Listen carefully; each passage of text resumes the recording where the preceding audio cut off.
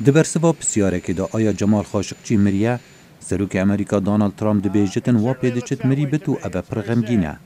عربستان سعودی هوالبند نزیکا امریکایا و بتایبت لدم سروکاتیا دونالد ترامپ و لسر آست سیاسی و اولهیه و آبوری گرنگیا خود نام سیاست امریکا دا هیا.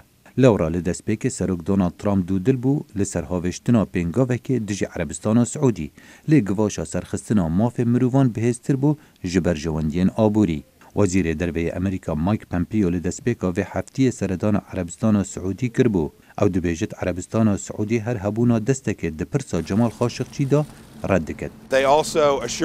اوان پیش راست کر گولی کلینه که درست و پر عالی بکند درباری خاشقچی و دمک ده دیار بکن. کمالین مافن مروان دبیجن لکولین عربستان سعودی نلجه باوریه و دا خوش جنتوین یک گرتی دکن لکولینه که جدا بکن.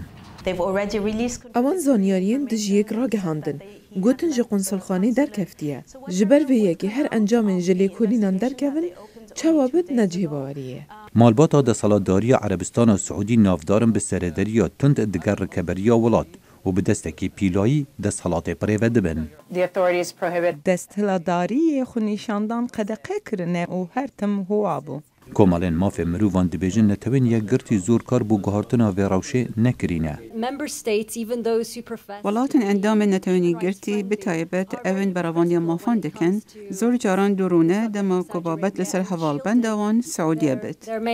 شروعکار لاری دایمن دبیجت جمال خاشقچی گرین کارت امریکا هبو و نابت واشنطن هندابو ناوی لپشگه بها ویجت. از باور دکم دوی سرداری وکو زیدگاوی بسر امریکا و دموکراسی امریکا بتکرن. دنگ روزنامه وانن جیه هر کسی که قایم تر بو لسر داخواز دادوریه بو هفکار خو.